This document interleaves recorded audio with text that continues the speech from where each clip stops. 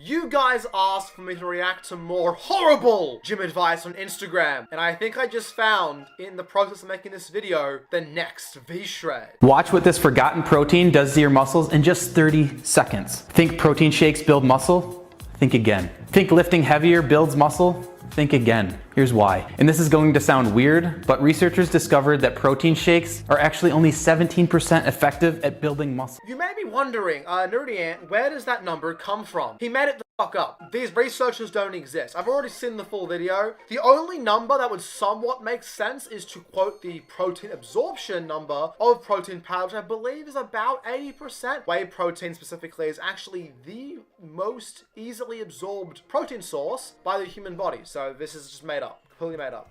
Most people think more protein equals more muscle, but they found something shocking. Your body has a natural anabolic resistance signal that blocks muscle growth no matter what. No, it doesn't. There are some hormones that are put in place that limit how much muscle you can build, called myostatin. A lot of your favorite bodybuilders like Ronnie Coleman, their bodies do not produce as much myostatin as it would for you or I, which is why they could build way more muscle than we can. There was no hormone stopping them from building muscle, but the hormone doesn't stop you from building muscle entirely. It simply makes sure you don't build too much muscle all at once. What they discovered next changed everything we thought we knew about building muscle. Top American performance researchers found that elite athletes were unknowingly activating a rare protein absorption signal that builds muscle 3 times faster. It builds muscle 3 times faster? Please tell me more about this thing you made up for this ad. This is like Scam 101. Introduce a problem that doesn't actually exist, and then offer a solution that only you can provide. Actually, very intelligent scamming. But something in most men's daily routine keeps the signal blocked. When the signal is blocked, like it is for most guys, everything you're doing in the gym is basically useless. High protein intake, wasted. Lifting heavy weights, blocked. Perfect recovery, doesn't matter. It all hits an invisible wall that keeps you stuck at the same size. When researchers tested this strange 30-second protein multiplier protocol. Yeah, of course, bro. Just 30 seconds of your time and we can 3x your results. Hold on, I'm just gonna Google the protein multiplier effect real quickly. The protein multiplier effect isn't a standard scientific term, but it likely refers to the idea that consuming more protein can lead to a greater impact on muscle growth, strength, and overall metabolic health. Yeah, so he's just made this up. There's no such thing as a protein multiplier effect. He just made it up. That's it. On regular guys, the transformations were mind-blowing. And then you have to click his link, go down his funnel, and give him a bunch of money. But welcome back to another episode of Bullshit Instagram gym advice. I have found some amazingly stupid advice for today's video, and you guys are gonna love it. We're gonna go through a bunch of different emotions today. We're gonna live, we're gonna laugh, we're gonna cry, and this next guy might have to make a specific video on him because he is very funny and very full of shit. He also has copied Anti-Prophet with his mask. But let's see what he has to say about the evil Smith machine. The Smith machine is a complete scam perpetuated by the fitness industry to this day. I want you to go to the Smith machine at your local gym. Maybe sit there for an extended period of time. Most people that use the Smith machine, like, they don't look like they lift at all. And if they do, it's like extremely obvious that they're on gear. Well, I did a glute session with a friend of mine. We did hip thrusts on the Smith machine. So based on this logic, me and my friend were either both on steroids or we're both really small. Go f yourself. How about that? You're making up bullshit. I wouldn't even be surprised if this guy is on gear and he's just talking shit. Which is why you go on the internet and you see all these gearheads saying, oh, machines are ideal for stability, and the more you can have a stable exercise, the more hypertrophy you can get. Like, that's just not true whatsoever. Yes, it is. Theoretically speaking, the more stable an exercise is, the more gains you should get because you can recruit more motor units. In real life, a lot of people try and translate that into you should only use machines. And I don't really agree with that because machines and free weights, machines always being more stable, have been proven a million times in outcome data specifically to produce the same growth. But regardless, stability does seem to be an important variable in hypertrophy. I'm not going to pick a side, because typically when you make very absolute statements in the gym about more nuanced topics, you just end up being wrong. And overall, if we want to use free weights, use them. If we want to use machines like the Smith machine, go ahead and use them. If there is a difference, it's not a very big difference. I would not worry about it too much.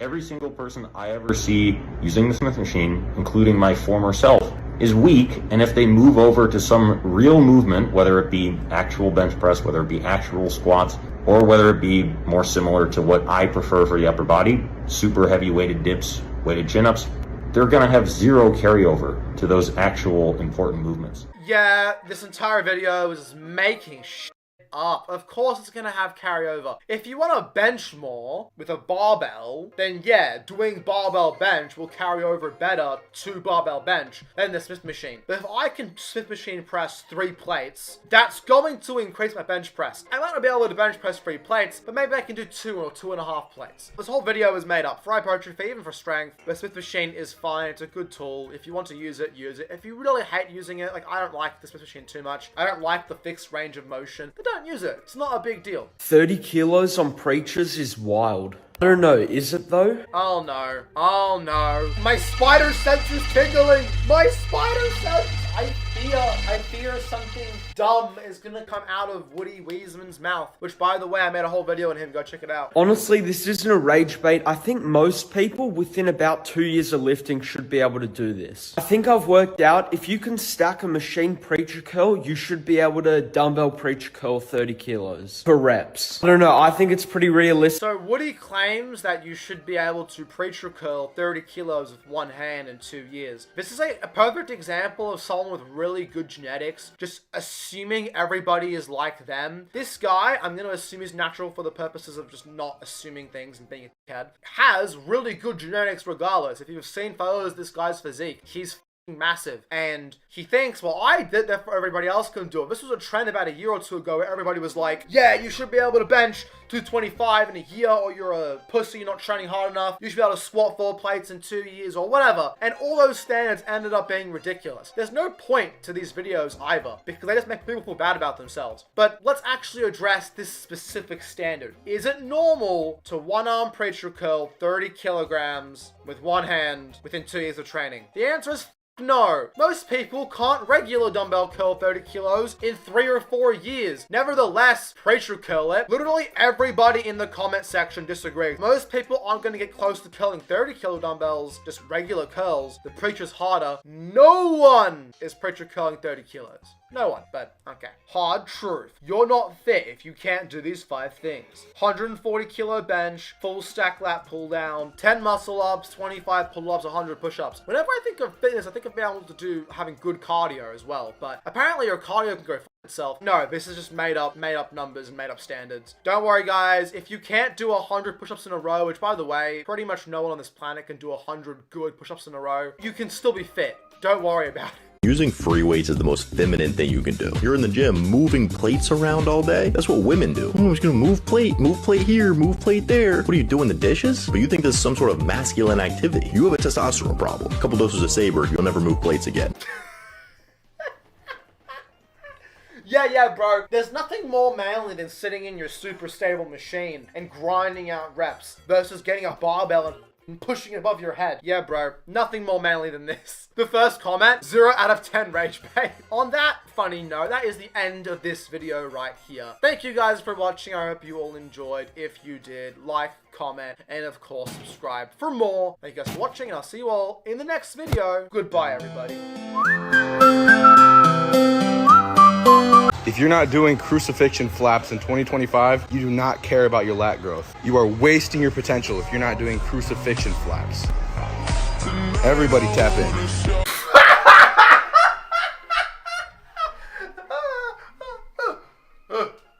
I'm flying away, guys, with my big wings I built with crucifixion flaps. Faith-based lifting. Oh, shut the up. How do you set this up? Why? Are you trying to lose aura? Imagine your gym crush walks past you doing this minus 1 million aura. He built these lats doing only crucifixion flaps. No, he didn't. No, he didn't. You're a liar. You're a Liar! Hello guys, welcome back to another video of horrible, disgusting, dreadful Instagram gym advice. Science-based edition. And first off, we're starting this video with crucifixion flaps. Now, besides looking stupid, why won't this work? It's not because of leverage or because of the stretch. It's because there's like no range of motion. How do you expect to progress on this movement? When you have this little range of motion, it's going to be really hard to progress in the long run, which is why this exercise is not going to work. Oh, but he got rid of the bicep involvement in the lat pull down. That means there's more motor unit recruitment going to the lats, and you can't grow the lats without higher motor unit recruitment, because the more muscle fibers are recruited, the more muscle growth. Shut the f up, you 110-pound peasants! For context, I'm 155-ish pounds, before you make fun of me in the comments. Yes, I'm small, but if I did this, I'd be even smaller.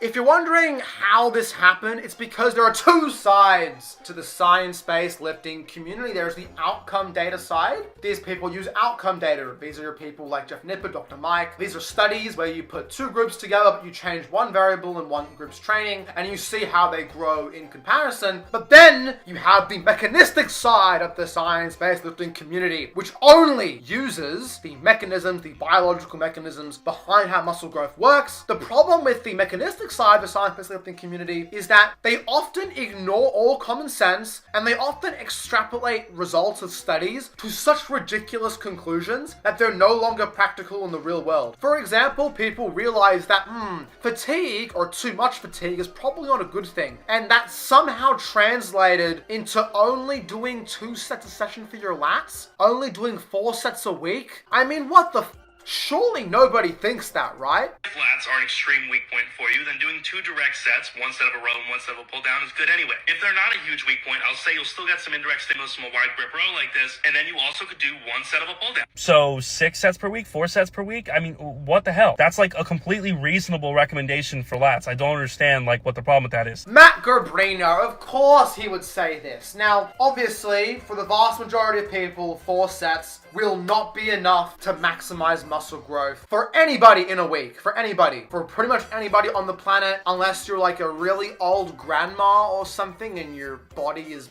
as weak as dirt. My curling strength skyrocketed when, trigger warning, science-based, I'm petrified.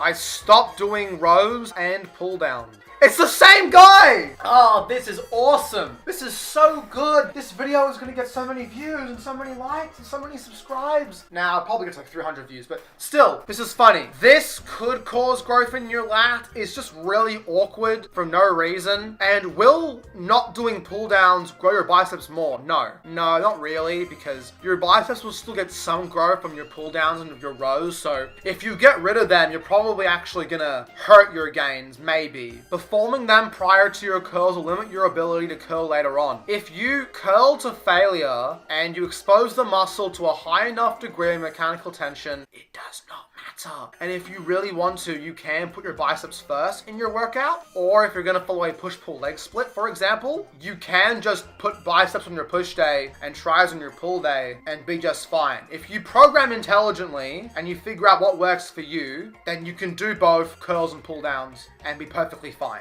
Anyway, what's next, huh? What is next? It cannot possibly get worse than this. Surely not. First of all, cannot count that as a partial rep. Second of all, no. I saw a video by one of his coaches recently, and he basically says that science-based lifters just kind of copy and paste the same ideas and then usually rage bait them to be ridiculous. And he's right. Why will these 2 reps not stimulate more hypertrophy than 8 to 12? Any rep range from about 5 to 30 can produce maximum muscle growth. The reason why these 2 reps are not enough theoretically or even practically to produce maximum muscle growth is because of the stimulatory reps model, which postulates that the last 4 or 5 reps close to failure are the ones that stimulate pretty much all the growth. You can't just do 1 rep of bicep curls and expect to achieve maximum results. That's not how it works. I don't ever go above 3 reps in order to manage fatigue. At first, it was 4 to 6. Now it's don't go above 3 reps. And recently, I've actually been seeing people promoting the idea of only doing isometrics. What's next? Not going to the gym at all? These aren't real science-based lifters. These are just people rage baiting for views and for 719 likes.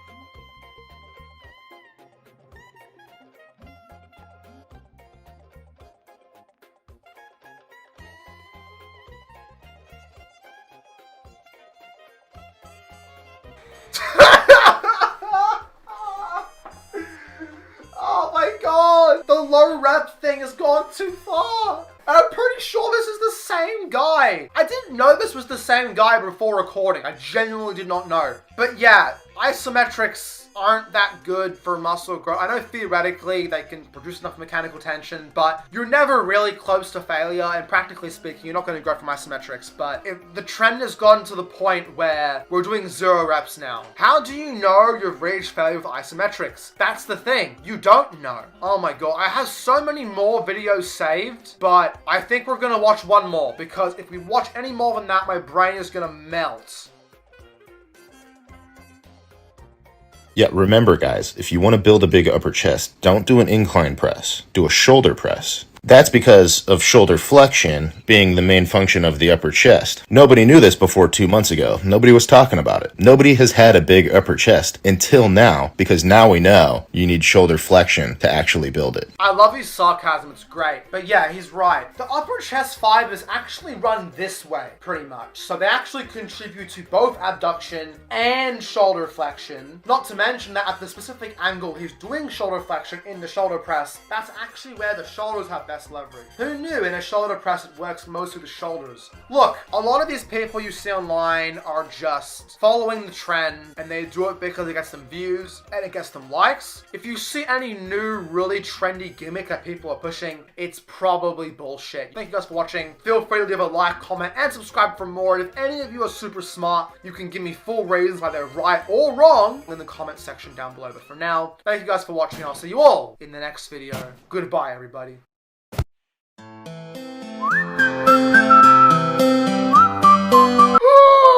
We have a Run vs coaching video. He's about to destroy our boy, Woody Wiesman. Let's keep watching. Gotta love people on steroids justifying their bullshit training. Like, bro, gear causes muscle growth independent of the training stimulus. And we've even got studies to show this. You can sit at home, take steroids, and you'll build muscle without even training. And don't get me wrong, there are a lot of enhanced dudes who train very intelligently. But the overwhelming majority use what's called an appeal to physique. Meaning, I did this, so that means that's the best way to do it. Which is just not true. There are mechanisms to hypertrophy and objectively better ways to do things. Woody is actually kind of correct here. The appeal to physique, it makes you more credible, because if you're trying to learn about hypertrophy, that's the science of building muscle, so it makes sense that you want to listen to people who are bigger, because they've built more muscle themselves, therefore they must know what they're talking about. The problem is, people lie. People lie, and if you have really good genetics, you'll grow really well just by training hard, training consistently, eating enough protein, and getting enough sleep. Just those 4 things alone will cause like 70 to 80% of the muscle growth you are genetically capable of making. Therefore, while it makes sense to try and listen to people who are bigger and assume they know more about hypertrophy because they're bigger, at the same time, you still want to look at the information on its own objectively to analyze if it's any good and experiment in your own training to find out what works best for you. Because if you're trying to go from 90% of gains to 100%, there's no one correct way of optimizing your training. You simply have to experiment and figure out what works best for you.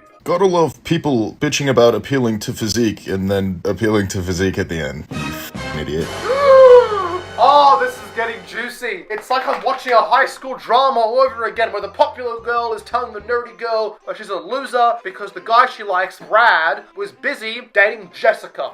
Jessica, it's always a Jessica bro. And then that popular girl's gonna get her heart broken by Tyrone because he cheated on her with Beck. So again, guys, steroids do not just build muscle just sitting there. Okay, the 10 kilos that he talks about, which it clearly just said 8, so he rounded up to make it sound more severe, was water weight. It's literally all water weight, glycogen retention from the gear itself. Anybody that's ever started a cycle knows you pack on 15 pounds in like the first 3 weeks, and it's all water. And this shows one of the problems with outcome studies, because when people talk about lean mass, scientifically that usually includes, well, muscle mass and water weight. So what happens is you can put on 5 kilograms of lean mass. For example, Jeff Nippett's video, it'll tell you that for his brother who was new to lifting, he might have put on, let's say, 20 pounds of fat-free mass or lean mass, when in reality, that is mostly water weight. Because of that, these studies can be kind of off. I do like Runvis, but he is a bit mean sometimes for no reason. Anyway, welcome back to another horrible, terrible, disgusting Instagram gym advice video. We start off with our boy Runvis coaching, that really mean maths teacher that kind of bullies the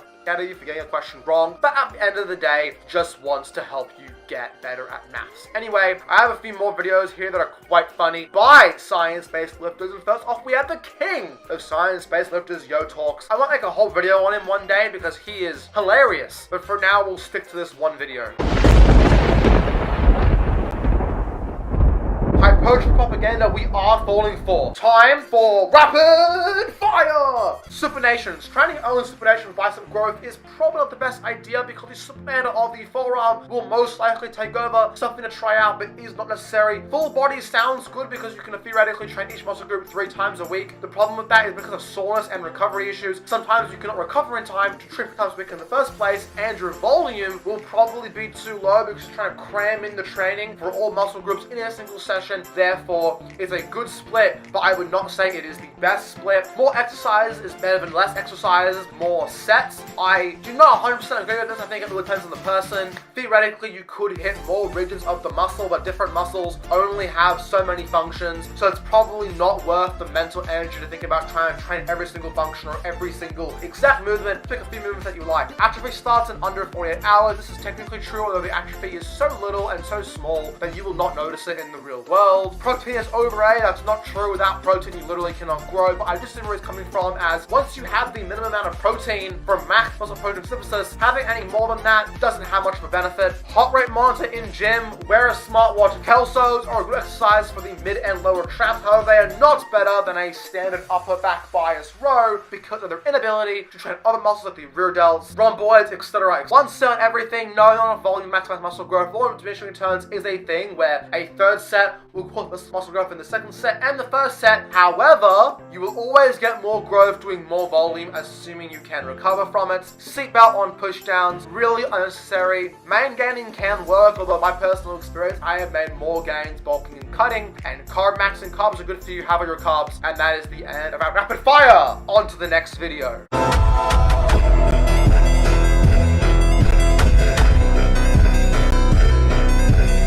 Here we are with more science-based nonsense. The problem with these people is that they like to give very vanilla, black and white sort of answers to what the best way to approach hypertrophy training is. And the problem with that is people respond to things differently, and what might work best for you might not work the best for everybody. For example, saying a 6-day split is bad because it takes 3 days to recover is not true for a lot of people. Some people can recover faster than that. That's the reality. Saying that a 2-hour workout is bad because it has to be within 60 to 70 minutes. Why can't it be 80 minutes? Why can't it be 50 minutes? It's arbitrary and makes no sense. This entire video is dumb.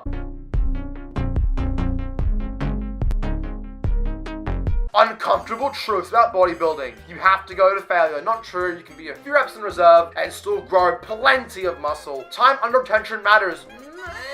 Time under tension is the villain of muscle growth. It is a lie perpetuated by pencil necks alike. You see, how long your set goes for, aka getting more time under tension, does not really matter. We know anything from 5 to 30 reps can produce the same muscle growth. If time under tension was a driver for hypertrophy, that would mean that longer sets, that sets with more reps, would automatically be better. But that is not the case. It would also mean that longer eccentrics cause more muscle growth because you'd have more time under tension to 3 seconds on the way down versus 1 second, but that was also just proven in studies as well, with the length of the eccentric not really mattering as long as you control the weight on the way down. Reps under 5 is too low. Under 5 reps can work with 3, maybe 4, but yeah, for the most part, 5 and above might be a tiny bit better. The pump matters, not really, you are not fatigued, depends on the person. Anyway, this entire video has been a very long 13.5-minute rant, but thank you guys for watching. I do appreciate it. If you like this content,